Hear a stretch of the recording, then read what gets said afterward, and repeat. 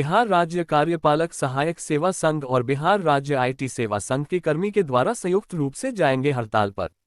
बिहार राज्य के सभी आईटी सहायक और कार्यपालक सहायक की बैठक की गई, जिसमें सभी के द्वारा दिनांक 3 और 4 अक्टूबर को सामूहिक अवकाश और 6 तारीख से अनिश्चितकालीन हड़ताल पर जाने का निर्णय लिया गया। संघ के जो आप सभी ने अपने बहुमूल्य समय से कुछ समय हम लोगों के लिए, हम उपेक्षित शोषित वर्ग के कर्मियों के लिए निकाला। अभी तक तो हमारी जो मांगे थी और हमारे जो मुद्दे थे उसे हमारे प्रदेश कार्यकारिणी के अध्यक्ष और अन्य सदस्यों ने आपको बताया, लेकिन इस सरकार को हमने क्या दिया उसके बारे में थोड़ी सी जानकारी मैं आपको दूंगा। मुख्यमंत्री जी का ड्रीम प्रोजेक्ट था Bihar right to service act, मतलब बिहार लोक सेवाओं का अधिकार 2011 में उन्होंने लॉन्च किया था। इसके तहत उन्होंने समयबद्ध सीमा पे जन कल्याणकारी सुविधाओं का यथा जाति, आवासीय, आय, ओबीसी, एनसीएल की सबको आम जनमानस के बीच रखने का कार्य किया था। उन सारे कार्यों को यहाँ इस मंच पर बैठे हुए जो कार्यपालक सहायक दिख रहा है, यही कार्यपालक सहायक वर्गों ने अभी तक जनमानस को हाथों में पहुँचाया है, जिसके उपलक्ष्य में बिहार सरकार अन्य राज्यों के प्रशासनिक पदाधिकारियों को बुला के अपने इस मॉडल को दिखाती है और वाहवाही लूटती है कि इस कार्य को हमने किया है। और इस कार्य के पीछे खून पसीना बहाने वाला कार्यपालक सहायक आज भी रोड पर उतरकर अपनी मांगों को मानने के लिए विवश है। दूसरी उपलब्धि आपको बताता हूँ, बिहार सरकार को वर्ष 2020 में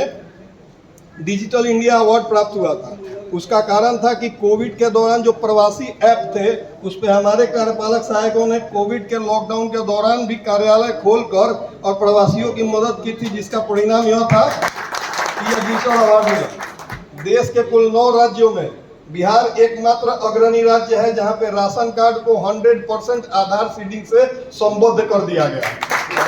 प्रधानमंत्री आवास योजना हो, मनरेगा हो या पंचायती राज की योजनाएं हो, जो योजनाएं कभी फाइलों में दबी हुई रहती थी, आज एक क्लिक पर आम जनमानस के लिए उपलब्ध है और सारी सुविधाएं पूर्ण पारदर्शिता के साथ आम पब्लिक पोर्टल में उपलब्ध है। यह सिर्फ और सिर्फ कार्यपालक सहायकों के खून पसीने को मेहनत करने की। अगर ऐसी परिस्थिति में डिजिटल बिहार को सशक्त बनाने वाला कार्यपालक सहायक अगर माननीय सुशासन बाबू के कार्यकाल में उपेक्षित है, तो ये मेरे लिए जितने बड़ी धिक्कार की बात है, इससे बड़ी बात उन लोगों की होगी जो सत्ता के बड़े कुर्सियों पर बैठ के और संविधान के नाम पर हमारा खून पीछने का काम कर रहे हैं। बस इतना ही, चूंकि लोकतंत्र के चौथे स्तंभ के रूप में आप मीडिया कर्मियों को मान्यता दी गई है और यह माना गया है कि जब किसी शोषित वंचित वर्ग का आवाज सरकार के कानों तक नहीं पहुंचता है तो वह आपके माध्यम से पहुंचाता है। तो आप लोगों के माध्यम से माननीय मुख्यमंत्री के समक्ष करबद्ध आग्रह है कि हम भी इसी बिहारी डीएनए के उपज में हैं। आपने बिना डोमिसाइल के अन्य राज्यों के प्रतिभावान युवाओं को बिहार में रोजगार दिया, लेकिन जो बिहार के प्रतिभाशाली युवा रोजगार और अपनी सामाजिक सुरक्षा के लिए रोड पे भटक रहे हैं, उन पर भी ध्यान दीजिए सरकार। विभिन्न अपने हमारे जो भी साथी हैं अपने अपने ज़िले में माननीय मंत्री से और विधायकगण से, खास करके जो सत्ताधारी दल के माननीय मंत्री और विधायक लोग हैं, उनसे भी हम लोग मिल के अपनी बातों को रख रहे हैं और हमारी बातों को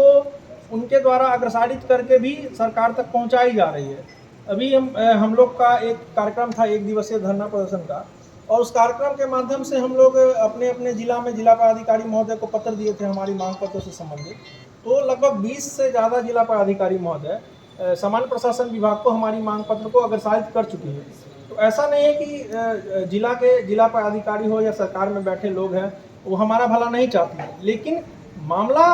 राज्य स्तर पर जब आता है और जब बिहार प्रशासनिक सुधार मिशन सोसाइटी के अंतर्गत आता है, तब पता नहीं कौन सा ग्रहण लग जाता है कि हम लोग का काम वहाँ पे रुक जाता है। अभी 26 अगस्त को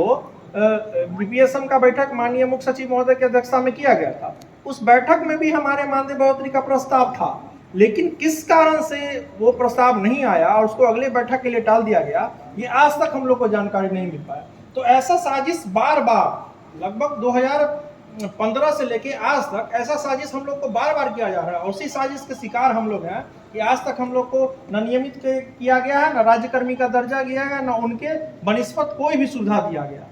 आप लोग को भी जानकारी होगा कि 2015 में एक उच्च स्तरीय समिति का गठन किया गया था। उस गठन का ही मुख्य उद्देश्य यही था कि जो संविदा कर्मी हैं उनको नियमित किया जाए। लेकिन उस कमेटी के रिपोर्ट के बावजूद भी हम लोग के फेवर में बहुत सारा रिपोर्ट दिया गया, उसमें से बहुत सारे रिपोर्ट को लागू नहीं किया गया और वेतनमान और राजकर्मी का दर्जा तो आप लोग जान ही रहे हैं कि नहीं मिला।